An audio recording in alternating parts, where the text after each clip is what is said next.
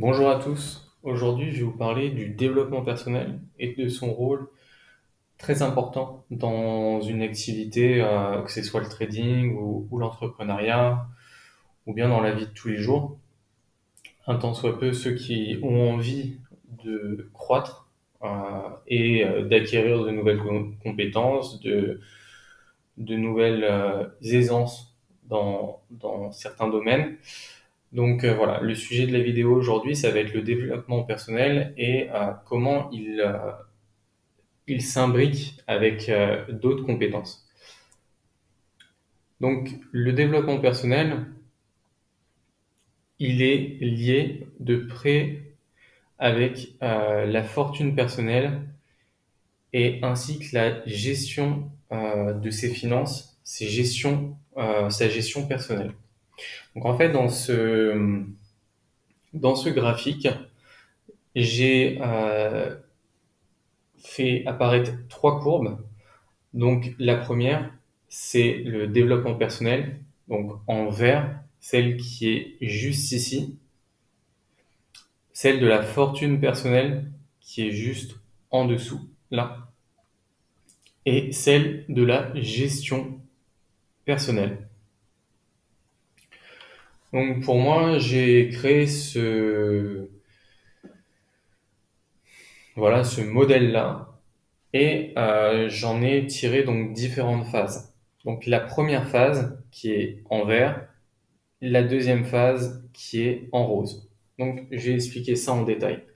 Donc, la phase qui est en vert, donc, où la fortune personnelle est à un niveau en dessous du développement personnel, c'est la période où la création de valeur est plus importante que le revenu généré.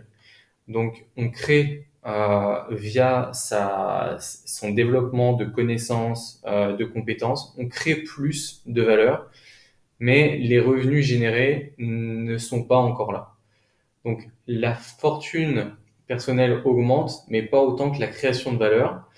Et on le voit à partir aussi de donc la gestion personnelle de la personne est saine, il arrive à contrôler ses finances. Donc au tout début, il y a une période où la gestion personnelle de ses finances, on apprend à le faire. Voilà, donc elle croît. Et elle va croître aussi la gestion en fonction donc du développement et de la fortune. Ensuite, là c'est voilà au pic, on va dire, la personne atteint un pic au niveau de sa fortune personnelle. Son développement personnel est à un point culminant. Il a appris à gérer toutes ses dépenses. Et là intervient une autre phase, la phase rose, période où la création de valeur est moins importante que le revenu généré, donc plus un instant passif. Et en fait, la, la fortune donc augmente, comme pour les intérêts composés, mais la personne ne soutient pas donc son focus sur le développement de sa personne, ce qui peut être aussi avoir un impact en fait sur la gestion de ses finances. Donc, en fait, c'est corrélé, mais il y a pas de causalité entre ces trois facettes. Donc, la gestion personnelle de la personne n'est plus adaptée à sa situation. Donc, en fait, la situation de la personne est en, il a de plus en plus d'argent. Néanmoins, il n'y a plus d'efforts qui sont faits, soit consciemment, soit inconsciemment, parce qu'il n'a pas les ressources nécessaires à un instant T pour augmenter ses compétences dans sa gestion personnelle, mais aussi dans sa gestion psychologique de sa fortune et émotionnelle. Donc il n'arrive plus à contrôler ses finances correctement. Euh, je pense que, comme toute personne, il y a des paliers en fait, et le premier palier, c'est celui donc de créer de la valeur, de récolter les fruits de cette valeur avec la fortune et combiné aussi avec la gestion personnelle. Et atteint un certain stade, il faut se mettre à jour en développement personnel et aussi en gestion personnelle, donc de ses finances et de sa fortune. Donc on voit que irrémédiablement, en fait, la fortune augmente et elle arrive à un pic, puis redescend pour enfin remonter. Pourquoi? Parce que le développement personnel intervient et vient compenser en fait le fait de, en fait, vient rattraper la fortune personnelle de la personne pour euh, continuer en fait l'ascension. Donc il y a un travail sur sa personne pour garder cet argent, pour garder sa fortune personnelle et en fait augmenter ses compétences dans le domaine financier ou plus psychologique, émotionnel. Donc, ce qu'il faut pas oublier dedans, c'est qu'il y a ce qui dépend de nous et ce qui dépend pas de nous. Donc, c'est extrêmement important aussi parce que le développement personnel ne fait pas tout. Ce qui va dépendre de nous, ça va être notre comportement financier. Donc, travailler sur soi, sur ses croyances limitantes, sur sa situation, ses compétences en gestion, la planification. Donc, comment on voit notre trajectoire, quelle est notre vision, voilà. Et aussi le processus de prise de décision. Je vais en parler un peu après. Donc ça, c'est ce qui dépend de nous. Ensuite, il y a ce qui ne dépend pas de nous. Donc ce qui ne va pas dépendre de nous, ça va être la concurrence, les événements inattendus, la législation fiscale, l'inflation, la conjoncture, voilà, les conditions économiques, taux d'intérêt, marché financier, tendances démographiques, opportunités de carrière, etc., etc. Donc il y a un facteur qui est plus voilà, extérieur à nous et sur lequel on n'a pas d'influence en fait. Donc, il est préférable de se concentrer sur notre personne, sur nos compétences à appréhender en fait euh, les, les événements extérieurs en travaillant sur notre processus personnel que de soit blâmer, soit toujours anticiper ce qui peut se passer à l'extérieur. Très important de faire la distinction parce que vu qu'il n'y a pas forcément de causalité entre le développement personnel, alors il y a une corrélation, mais il n'y a pas une causalité. Il y a une corrélation dans le fait que plus on se développe, plus on en sait, plus on est apte à créer de la valeur et donc de la fortune personnelle. Néanmoins, la causalité, voilà, dans l'univers, c'est les lois entre guillemets universelles, hein, les lois de la cause à effet, voilà. Et ce qui est important là-dedans, c'est que euh, il y a aussi le facteur extérieur, donc un facteur chance, voilà. Donc une chance d'avoir une opportunité ou d'être dans certaines circonstances. Mais on ne peut pas influencer là-dessus. Donc il y a une corrélation au développement personnel avec la fortune, mais pas forcément de cause à effet. Donc à partir de ce moment-là, on peut se dire, ok, très bien, donc comment moi je fais pour m'adapter s'il m'arrive des événements extérieurs? Comment je fais pour m'adapter à ces circonstances-là? Parce que ça va pas être un cheminement de tout repos. Il va y avoir des obstacles, il va y avoir des moments de doute. Et comment faire en sorte de donc développer ce cercle d'influence? Donc pour élargir sa zone de confort et gérer le risque. Donc il faut apprendre à gérer le changement. C'est quelque chose de très intéressant et de très important. Donc comment gérer le changement? Déjà, je vais commencer par une petite phrase, c'est derrière euh, tout ordre, il y a du chaos, et derrière chaque chaos, en fait, il y a de l'ordre. Donc, ça va dépendre de chacun, et aussi du niveau où il se situe et de la situation dans laquelle il est.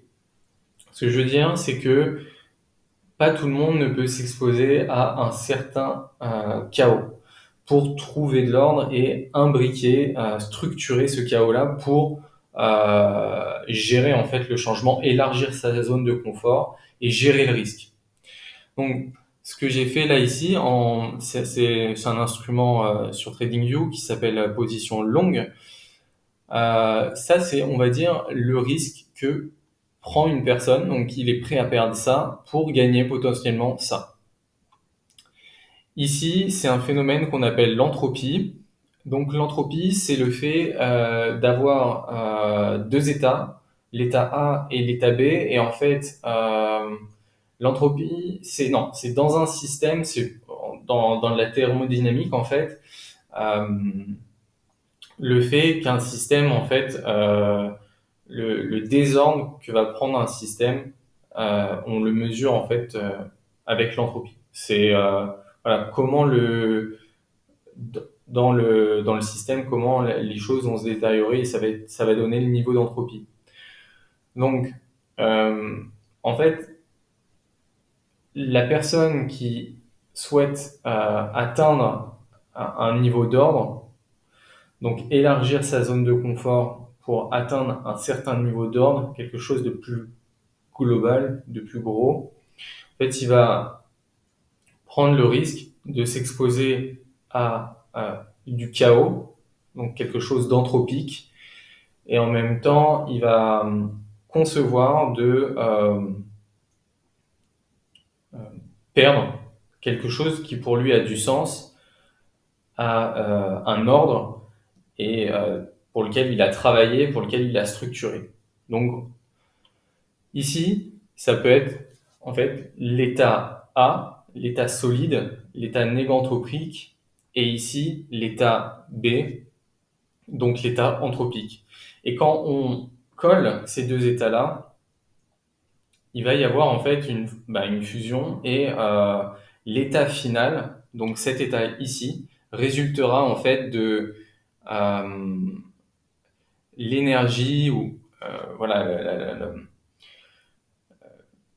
là ici c'est plus pour de la thermodynamique donc la, la, la, la température si vous mettez un glaçon dans un verre d'eau bouillante le glaçon va directement fondre mais en fait la proportion qu'il va avoir de ce glaçon dans l'eau bouillante va pouvoir réduire la chaleur en fait de cette eau ou pas du tout donc imaginons maintenant qu'au lieu qu'il y ait de l'eau bouillante directement dans l'eau, dans le verre, ce soit que des glaçons et qu'on mette juste un peu d'eau bouillante, bah, en fait, possiblement, en fait, tous les glaçons ne vont pas fondre.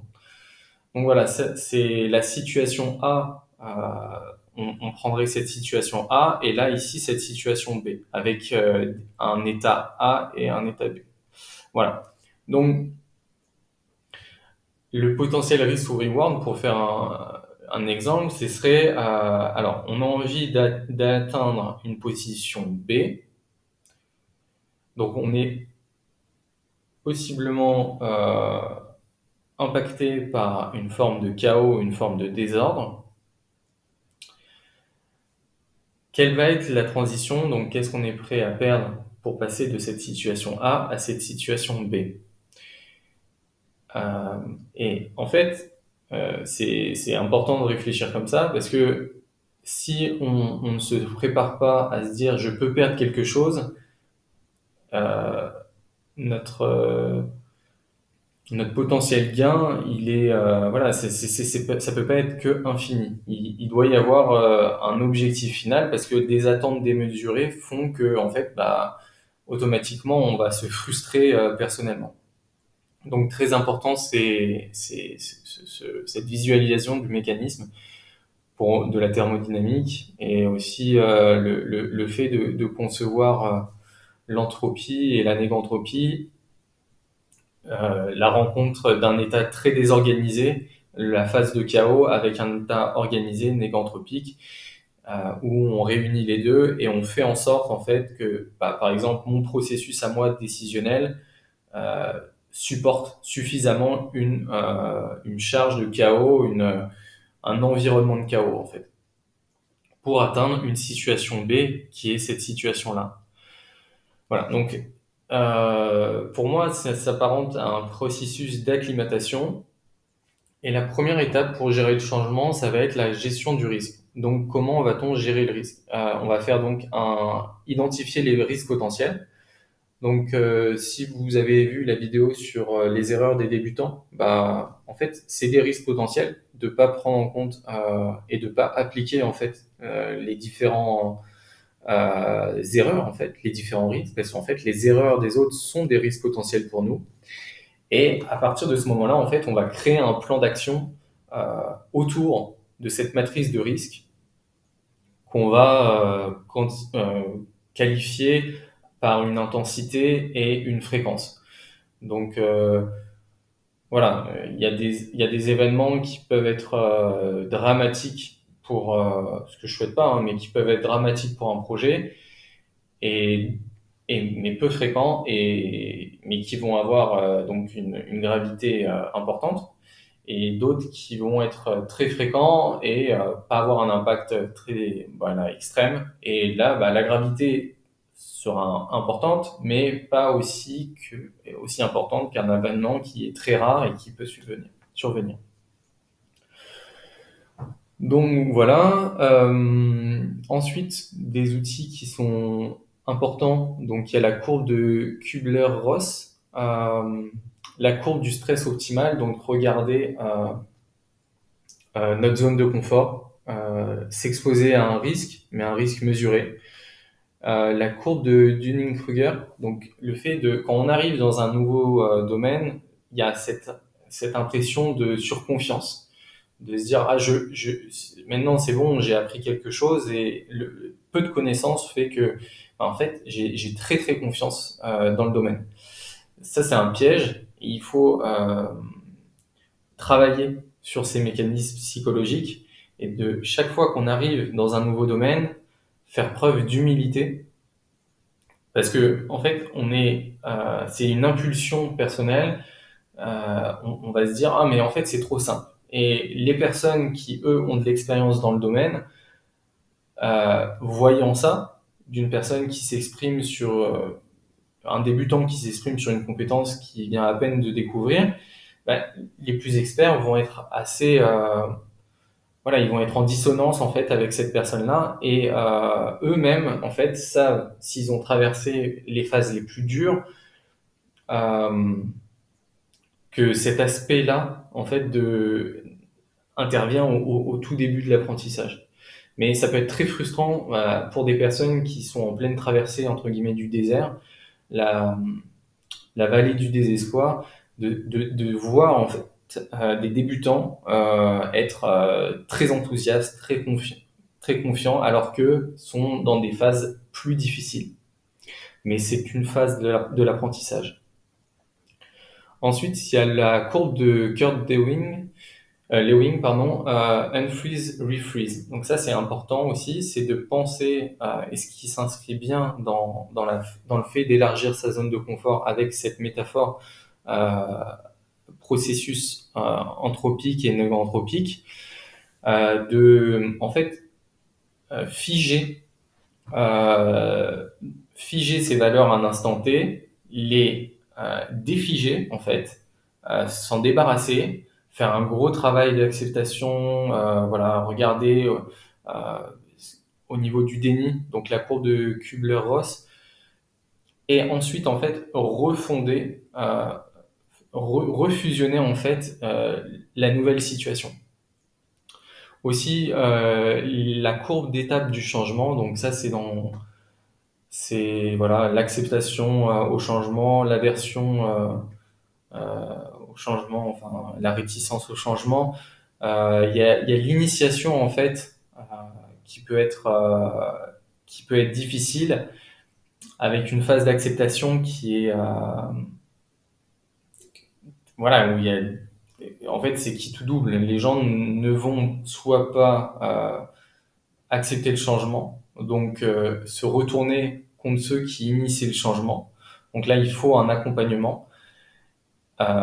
Donc pour un développement, pour du développement personnel, moi ce que je conseille, c'est soit voilà de lire, mais aussi d'en parler avec des personnes qui sont des personnes de confiance surtout, très très important, des personnes de confiance, des coachs par exemple, mais ou des mentors, mais des gens avec qui vous pouvez vous confier.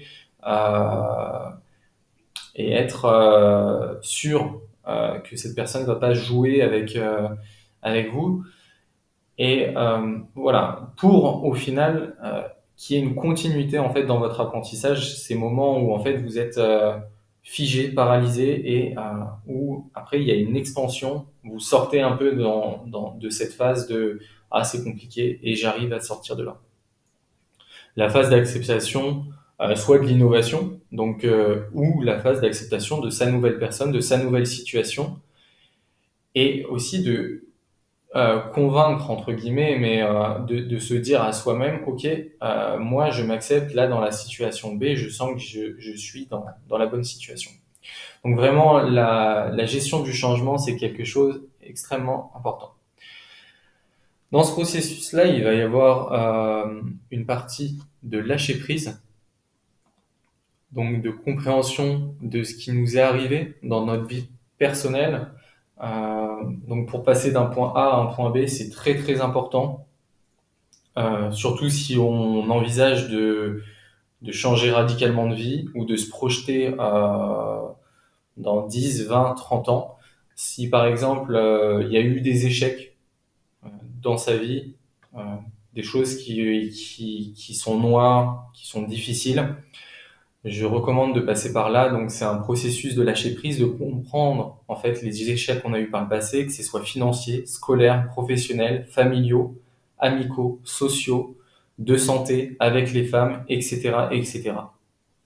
Et de s'imaginer en fait lâcher prise, comme si on allait à la déchetterie, on se dit bon bah là voilà toute l'énergie négative que j'ai, c'est ce que j'ai accumulé depuis des années et des années. Et à présent, en fait, je m'en sépare. Je ne veux plus de ça. Je recommence, en fait. Et en fait, rien que ce processus de faire le tri, en fait, dans ce on va évacuer, en fait, élaguer, évacuer, etc. Tous ces termes-là. En fait, cette énergie qui nous pèse, cette énergie noire, comme en fait un locataire qui doit payer son loyer, mais qui veut pas le payer, en fait, bah, là, c'est quelque chose qui nous occupe la mémoire vive, en fait, notre mémoire de concentration et de focus. Bah, on l'expulse. En fait, on lui dit, bah, là, c'est fini, tu fais plus partie de ma psycho, c'est terminé, tu vas plus m'occuper d'esprit et salut, bye bye. Donc ça va permettre de faire quoi? En fait, de réallouer au présent une réalité qui va être positive. Et en fait, grâce à ça, grâce à ce processus-là, ça se fait inconsciemment, mais en fait, on le fait vraiment consciemment parce qu'il y a un travail qui est fait, mais ça va attaquer l'inconscient, attaquer la phase émergée de l'iceberg, attaquer en fait vraiment ces programmes qui sont enfouis et qui peuvent être donc reprogrammés dans le but d'atteindre un projet de vie. Voilà.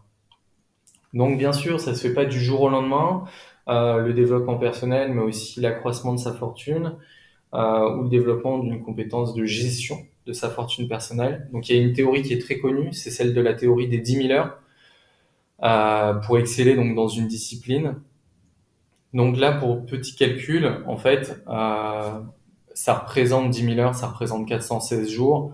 Si on compte 6 heures par jour de focus, voilà, en 4-5 ans, on a toute la psychologie qui est prête enfin, qui a changé de sa situation A à sa situation B et aussi la fortune personnelle. Donc, faut garder à l'esprit que les résultats financiers personnels ne viendront pas nécessairement d'eux-mêmes, simplement en suivant le modèle préalablement cité. Il y a d'autres points importants à considérer. La corrélation n'est pas causalité. Faut faire aussi une mise en application donc cohérente de ces principes-là, essayer de les comprendre dans leur essence, faire un travail personnel, aussi avoir un plan financier solide, des objectifs courts et long terme, la gestion du risque, très important, donc la partie qui était sur gérer le changement, la durée et la patience. Donc voilà, être persévérant.